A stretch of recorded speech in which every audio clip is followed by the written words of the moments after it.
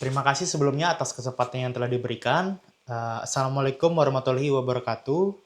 Selamat malam semuanya. Perkenalkan, nama saya Riki Aplahadi Chandra. Saya berasal dari Kabupaten Lamandau, Kalimantan Tengah. Dan saya bekerja sebagai humas di Polres Lamandau. Dan saya juga adalah seorang penggiat genetik genealogi. Pada hari ini saya diberi kesempatan oleh Ibu Berber, eh, founder sekaligus pengurus dari Yayasan Ibu Indonesia. Dan topik yang akan saya bahas pada malam hari ini adalah penerapan DNA testing dalam pencarian anggota keluarga. Sebelum saya mulai, terkadang kita punya beberapa pertanyaan yang tidak bisa dijawab. Contohnya, kita sering berpikir, kita ini keturunan dari mana sih? Atau benar nggak sih cerita keluarga yang selama ini kita dengar dari keluarga kita? Nah, ada beberapa cara untuk mengkonfirmasi cerita tersebut, salah satunya menggunakan tes DNA. Jadi, tes DNA ini apa sih sebenarnya?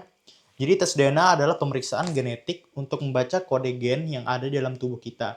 Melalui DNA, kita bisa mengetahui hubungan keluarga, asal-usul, risiko kesehatan, dan juga identitas keluarga. Sebelumnya saya mention bahwa saya adalah penggiat jadi genetik genealogi. Jadi, apa sih sebenarnya genetik genealogi itu? Jadi genetik genealogi adalah penggabungan dari ilmu genetika modern dan juga ilmu genealogi atau dalam hal ini silsilah keluarga tradisional. Dengan gabungan keduanya, kita dapat menelusuri hubungan kekerabatan asal-usul keluarga melalui analisis DNA.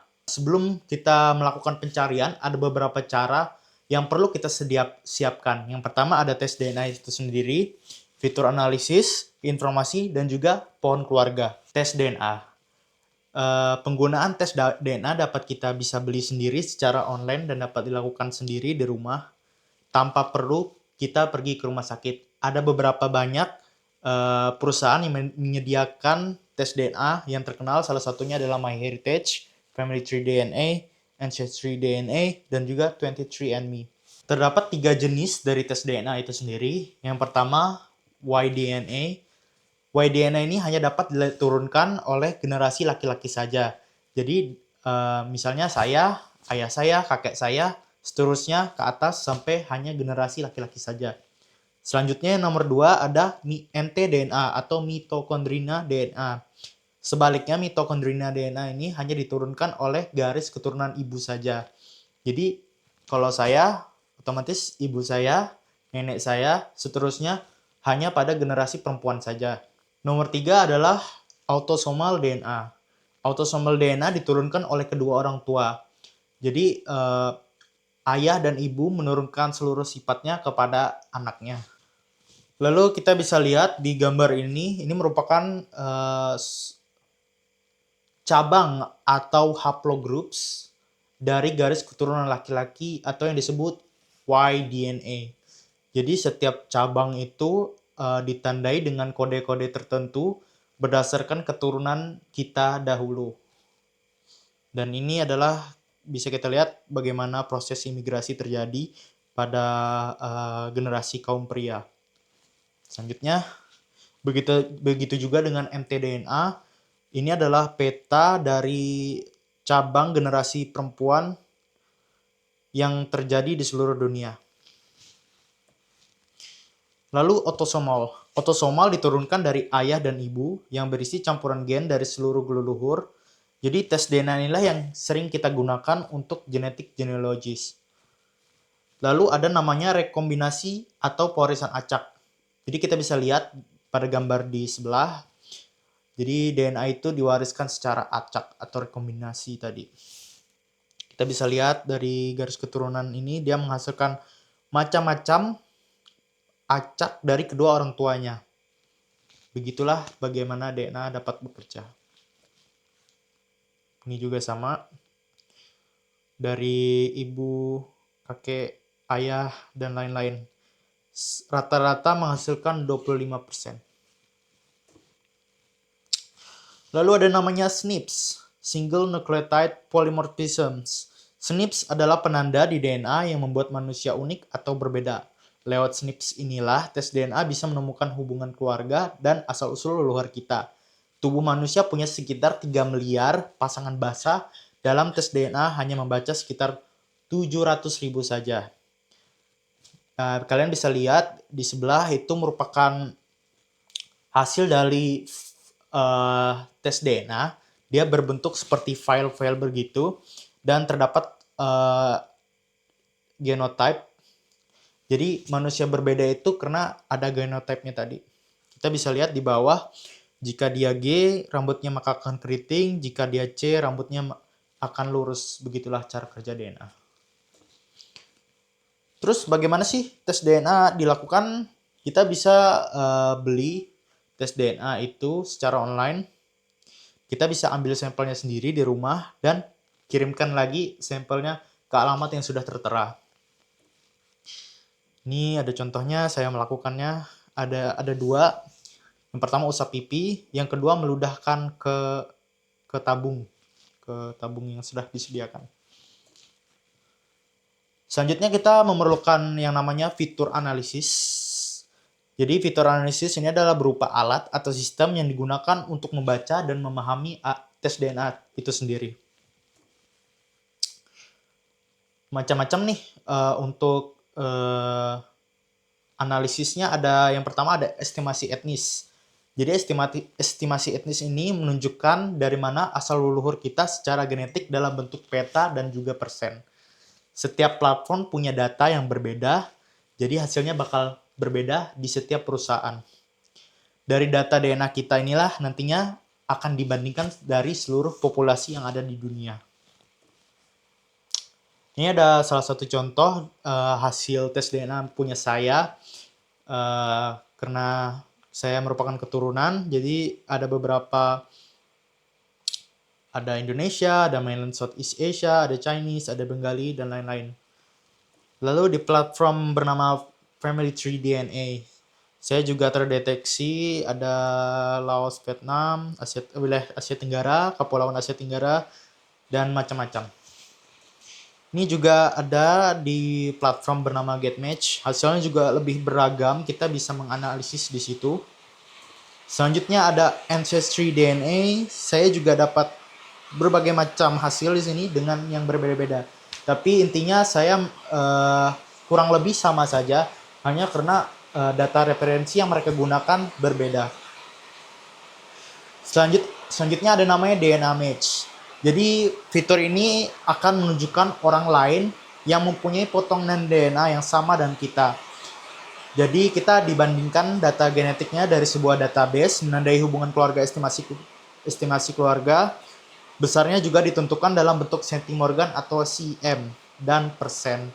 Jadi kita dapat mengetahui orang yang masih berkeluarga dan kita, yang tentunya sudah melakukan tes DNA juga pada platform yang sama.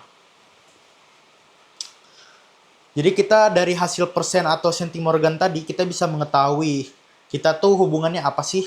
Jadi di sini ada paman, ada ayah, ibu, tante, first cousin once removed, dan lain-lain sampai generasi tertentu.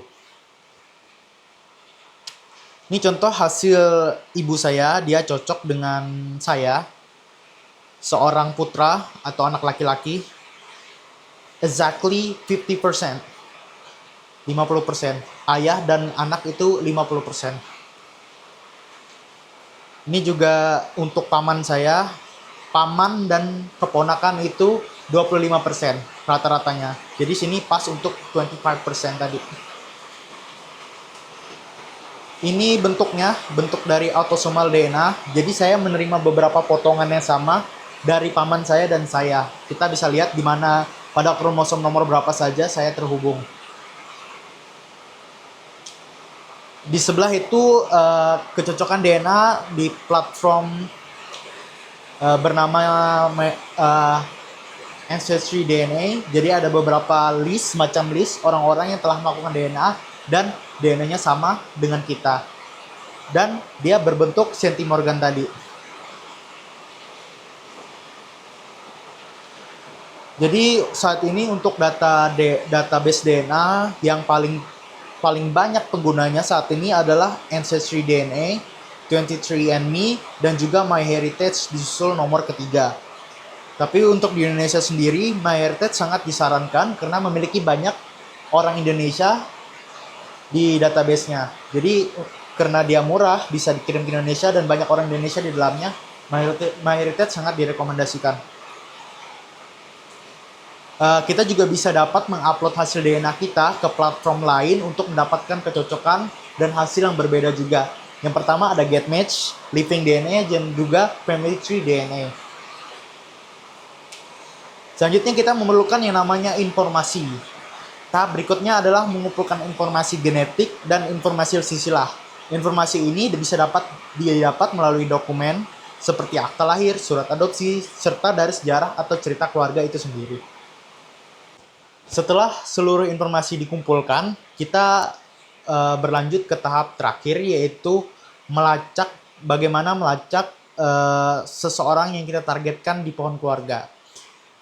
Seperti ini, saya ada sebuah kasus. Jadi ada teman saya bernama Joko dan dia cocok seorang anak adopsi dari Kanada namanya Arti. Mereka cocok untuk hubungan sepupu kedua. Sepupu kedua dapatnya dari mana? Itu dilihat dari kualitas kecocokan DNA-nya. Dia cocok sebanyak 2,6% atau 183 centimorgan. Hal ini cocok untuk sepupu kedua. Tapi sebenarnya tidak itu. Sebenarnya banyak sekali probabilitas di sini. Contohnya ada sepupu kedua, sepupu ketiga, sepupu kedua orang tua, dan lain-lain. Jadi kita bisa melihat high percentage-nya yang mana di sini. Yang paling tinggi adalah sepupu kedua, seperti itu. Jadi saya juga mengumpulkan informasi sebuah pohon keluarga. Jadi kita bisa lihat skema dari sepupu kedua itu bagaimana. Kita bisa melihat Joko, hubungan Joko dan Arti tadi. Lalu saya mengumpulkan informasi. Joko itu dari Pontianak, ayahnya Chinese Hakka dan ibunya orang Dayak, umurnya 22 tahun. Dan hasilnya dia 50% Chinese, 50% Indonesia. Sedangkan Arti dia juga diadopsi dari Pontianak, dia hanya tahu dia keturunan Chinese Hakka dan sekarang umurnya 26 tahun. Hasilnya adalah 70% Chinese dan 30% Indonesia. Dari informasi ini kita dapat mengetahui kalau Arti itu berasal dari ayahnya si Joko, karena ayah Joko adalah keturunan Chinese Hakka. Jadi kita bisa fokus hanya kepada ayahnya si Joko ini. Selanjutnya, karena kita sudah tahu pohon keluarga mana yang ingin kita targetkan, kita bisa lanjut membuat skema seterusnya. Seperti ini. Jadi Joko, ayah Joko, kakek Joko, nenek Joko. Jadi kita perlu tahu Arsi ini berasal dari kakeknya Joko atau neneknya Joko. Untuk mengkonfirmasi kedua hubungan ini, saya memerlukan tes DNA tambahan. Jadi saya juga menganalisis dari kedua orang tua ini, kakek nenek ini. Yang pertama ada kakek Joko, dia orang Bengkayang. Dan daftar hubungan keluarga yang bisa dijangkau adalah sepupu kedua dari Jaka. Joko. Lalu nenek Joko itu orang Singkawang dan tidak ada keluarga yang bisa saya jangkau. Jadi satu-satunya harapan saya saat ini adalah sepupu kedua dari Joko ini, sepupu dua yang lain. Jika saya dapat hasil dari sepupu kedua yang lain ini dan hasilnya cocok, berarti Arti adalah keluarga dari kakek Joko ini. Kita bisa tahu kalau dia juga kemungkinan salah satu orang tuanya bermarga Bong, karena di sini marganya Bong, dan nenek Joko marganya Ticia tadi. Begitu. Itu adalah salah satu cara bagaimana mengetahui atau menargetkan seseorang yang kita curigai memiliki hubungan dalam pohon keluarga. Sekian, terima kasih dari saya. Assalamualaikum warahmatullahi wabarakatuh. Selamat malam.